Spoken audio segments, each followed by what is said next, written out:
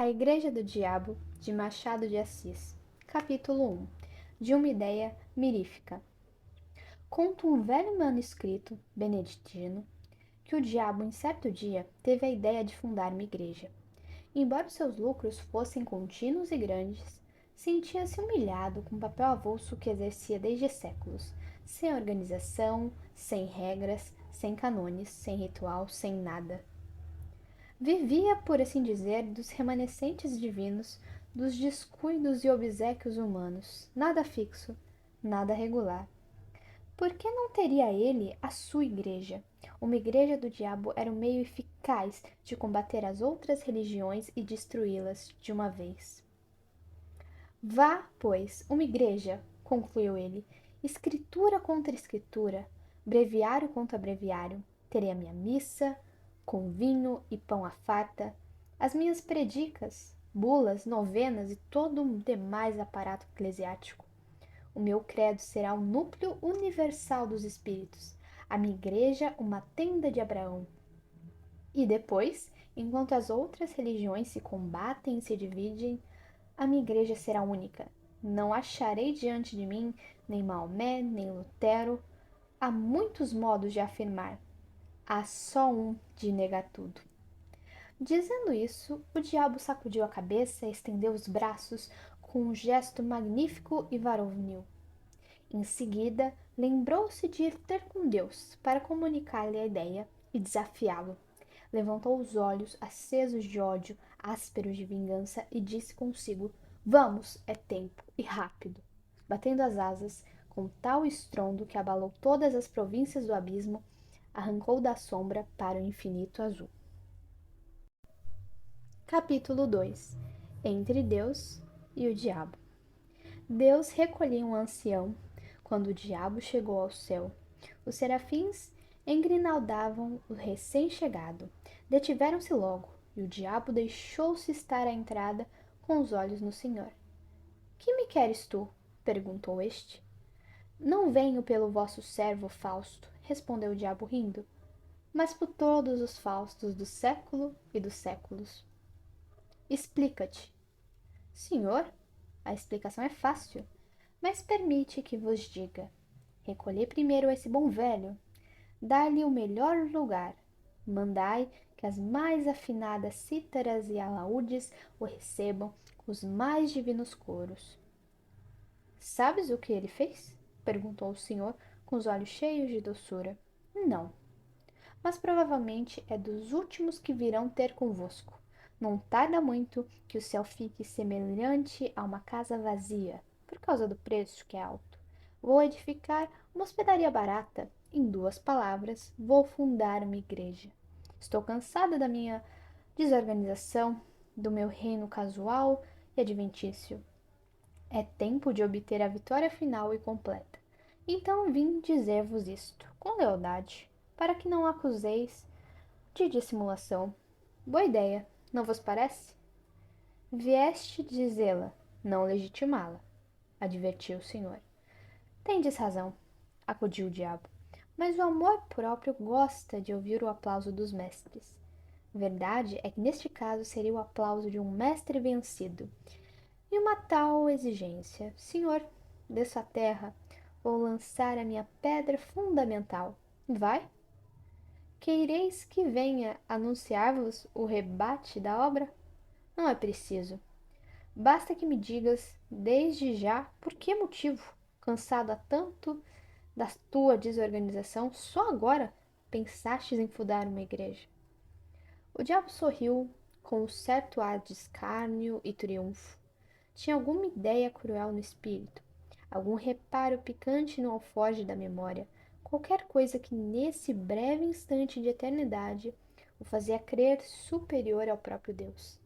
Mas recolheu o sorriso e disse: Só agora concluí uma observação, começada desde alguns séculos, e é que as virtudes, filhas do céu, são em grande número comparáveis a rainhas, cujo manto de veludo rematasse em franjas de algodão. Ora, proponho-me a puxá-las por essa franja e trazê-las todas para a minha igreja. Atrás delas virão as de seda pura. Velho retórico, murmurou o Senhor.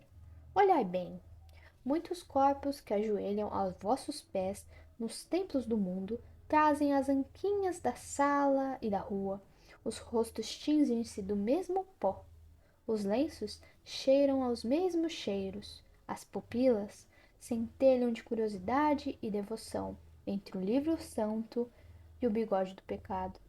Vede a dor, a indiferença, ao menos, com que esse cavalheiro põe em letras públicas os benefícios que liberalmente espalha, ou sejam roupas, ou botas, ou moedas, ou quaisquer dessas matérias necessárias à vida. Mas não quero parecer que me detenho em coisas miúdas. Não falo, por exemplo, da placidez com que este juiz de irmandade nas procissões carrega piedosamente ao peito o vosso amor e uma comenda. Vou a negócios mais altos. Nisto, os serafins agitaram as asas pesadas de fástio e sono. Miguel e Gabriel fitaram no Senhor um olhar de súplica. Deus interrompeu o diabo. Tu és vulgar. Que é o pior que pode acontecer a um espírito da tua espécie, replicou-lhe o Senhor. Tudo o que dizes ou digas está dito e redito pelos moralistas do mundo. É assunto gasto. E se não tens força nem originalidade para renovar um assunto gasto, melhor é que te cales e te retires. Olha, todas as minhas legiões mostram no rosto os sinais vivos do tédio que lhe dás. Esse mesmo ancião parece enjoado. E sabes tu o que ele fez? Já vos disse que não. Depois de uma vida honesta, teve uma morte sublime. Colhido em um naufrágio. Ia salvar-se numa tábua, mas viu um casal de noivos, na flor da vida, que se debatiam já com a morte. Deu-lhes a tábua da salvação e mergulhou na eternidade. Nenhum público, a água e o céu por cima. Onde achas aí a franja de algodão? Senhor, eu sou, como sabeis, o espírito que nega. Negas essa morte? Nego tudo. A misantropia pode tomar aspecto de caridade.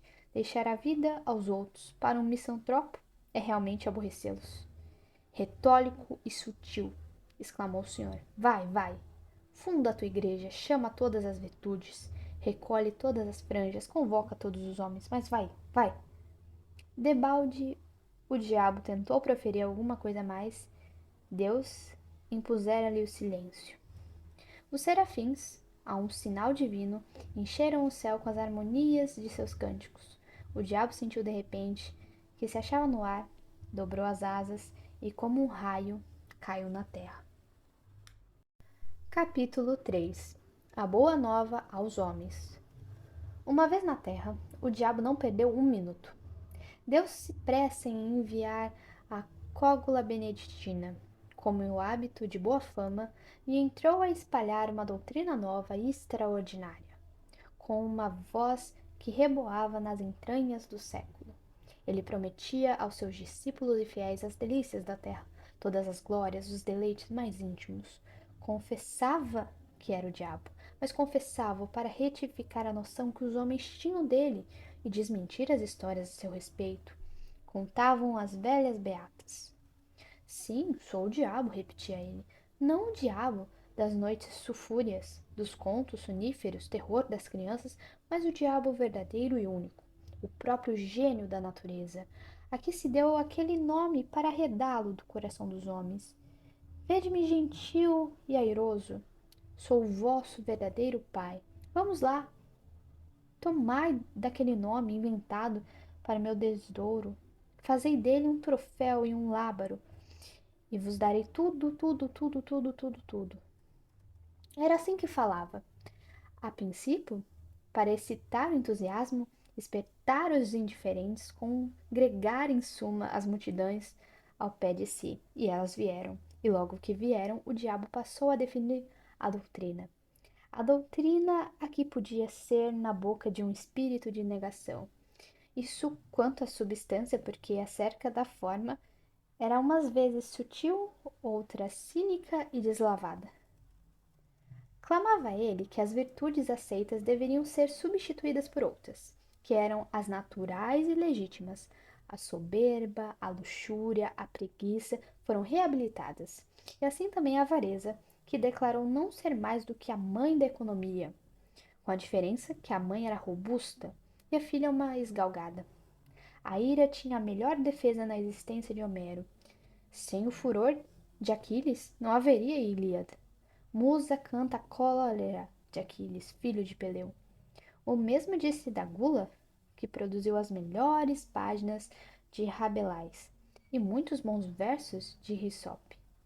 Virtude tão superior que ninguém se lembra das batalhas de Lúculo, mas das suas ceias.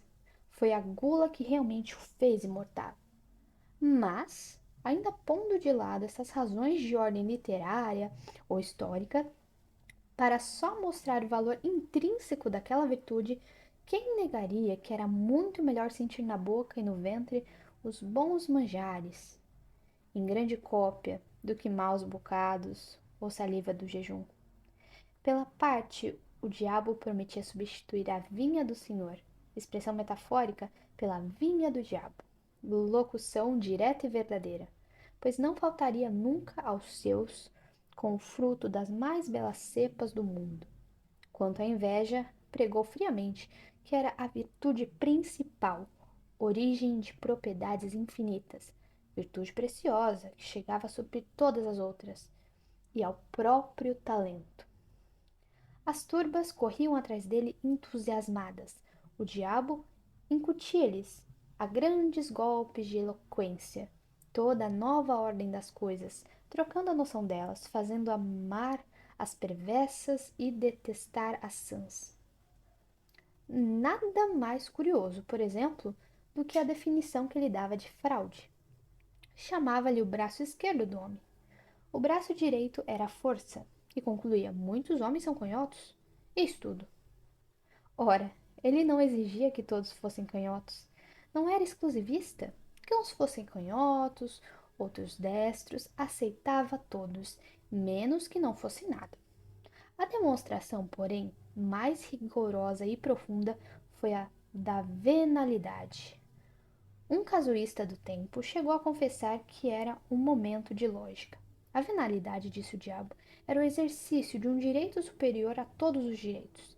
Se tu podes vender a tua causa, o teu boi, o teu sapato, o teu chapéu, coisas que são tuas por uma razão jurídica e legal, mas que em todo caso estão fora de ti, como é que não podes vender a tua opinião, o teu voto, a tua palavra, a tua fé, coisas que são mais do que tuas, porque são a tua própria consciência, isto é, tu mesmo. Negá-lo é cair no absurdo e no contraditório, pois não há mulheres que vendam os cabelos? Não pode um homem vender uma parte do seu sangue para transfundi-lo a outro homem anêmico? E o sangue e os cabelos, partes físicas, terão um privilégio que se nega ao caráter, à porção moral do homem? Demonstrado assim o princípio, o diabo não se demorou em expor as vantagens de ordem temporal ou pecuniária. Depois mostrou ainda que, à vista do preconceito social, conviria dissimular o exercício de um direito tão legítimo, o que era exercer ao mesmo tempo a venalidade e a hipocrisia, isto é, merecer duplicadamente. E descia e subia, examinava tudo, retificava tudo. Está claro que combateu o perdão das injúrias e outras máximas de brandura e cordialidade. Não proibiu formalmente a calúnia gratuita, mas induziu a exercê-la mediante retribuição ou pecuniária, ou de outra espécie. Nos casos, porém, que ela fosse uma expansão imperiosa da força imaginativa e nada mais, proibia receber nenhum salário, pois equivaleria a fazer pagar a transpiração. Todas as formas de respeito foram condenadas por ele, como elementos possíveis de um certo decoro social e pessoal, salva, todavia, a única exceção do interesse. Mas essa mesma exceção foi logo eliminada pela consideração de que o interesse, convertendo o respeito em simples adulação, era este o sentimento aplicado e não aquele. Para arrematar a obra, entendeu o diabo que lhe cumpria cortar por toda a solidariedade humana. Com efeito, o amor do próximo era um obstáculo grave à nova instituição. Ele mostrou que essa regra era uma simples invenção de parasitas e negociantes insolváveis. Não se devia dar ao próximo senão indiferença, em alguns casos ódio ou desprezo. Chegou mesmo à demonstração de que a noção de próximo era errada e citava esta frase de um padre de Nápoles, aquele fino e letrado Galliani, que escreveu a uma das marquesas do antigo regime: leve a breca ao próximo, não a próximo. A única hipótese em que ele permitia amar o próximo era quando se tratasse de amar as damas alheias, porque essa espécie de amor tinha a particularidade de não ser outra coisa mais do que o amor do indivíduo a si próprio. E como alguns discípulos achassem que uma tal explicação por metafísica escapava à compreensão das turmas, o diabo recorreu a um apólogo. 100 pessoas tomam ações de um banco para operações comuns, mas cada acionista não cuida realmente senão dos seus dividendos. É o que acontece aos adúlteros. Este apólogo foi incluído no livro da sabedoria. Capítulo 4. Franjas e franjas. A previsão do diabo verificou-se. Todas as virtudes cuja capa de veludo acabava em franja de algodão, uma vez puxadas pela franja, deitavam a capa as ortigas e vinham alistar-se na igreja nova. Atrás foram chegando as outras, e o tempo abençoou a instituição. A igreja fundara-se. A doutrina propagava-se. Não havia uma região do globo que não a conhecesse, uma língua que não a traduzisse, uma raça que não a amasse. O diabo alcançou brados de triunfo. Um dia, porém, longos anos depois, notou o diabo que muitos dos seus fiéis, às escondidas, praticavam as antigas virtudes. Não as praticavam todas, nem integralmente, mas algumas, por partes, e, como digo, as ocultas. Certos glutões recolhiam-se a comer frugalmente 3 ou 4 vezes por ano, justamente em dias de preceito católico. Muitos avaros davam esmolas à noite ou nas ruas mal povoadas. Vários dilapidadores do erário restituíram-lhe pequenas quantias. Os fraudulentos falavam uma ou outra vez com o coração nas mãos, mas com o mesmo rosto dissimulado, para fazer crer que estavam embaçando os outros. A descoberta assombrou o diabo. Meteu-se a conhecer mais diretamente o mal e viu que lavrava muito. Alguns casos eram até incompreensíveis, como o de um droguista do Lavante que envenenava longamente uma geração inteira e, com produtos das drogas, socorria os filhos das vítimas. No Cairo, achou um perfeito ladrão de camelos que tapava a cara para ir às mesquitas. O diabo deu com ele a entrada de uma, lançou-lhe em rosto o procedimento. Ele negou, dizendo que ia lhe roubar o camelo de um drogomano. Roubou, com efeito, à vista do diabo, e foi dá-lo de presente a um muezzin, que rezou por ele a Alá. O manuscrito beneditino cita muitas outras descobertas extraordinárias, entre elas esta, que desorientou completamente o diabo. Um dos seus melhores apóstolos era um calabrês, varão de 50 anos, insigne falsificador de documentos, que possuía uma bela causa na campanha romana, telas, estátuas, bibliotecas, etc. Era fraude em pessoa. Chegava a meter-se na cama para não confessar que estava são. Pois esse homem não só furtava ao jogo, como ainda dava gratificações aos criados, tendo angariado a amizade de um cônego, e a todas as semanas conversar-se com ele numa capela solitária, e conquanto não lhe desvendasse nenhuma das ações secretas, benzia-se 2 vezes. Ao ajoelhar-se e ao levantar-se, o diabo mal pôde crer tamanha aleivosia. Mas não havia que duvidar. O caso era verdadeiro.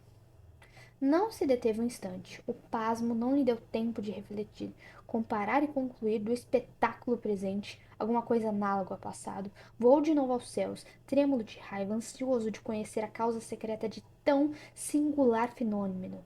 Deus ouviu com infinita complacência. Não o interrompeu, não o repreendeu, não triunfou sequer daquela agonia satânica. Pôs os olhos nele e disse-lhe: Que queres tu, meu pobre diabo?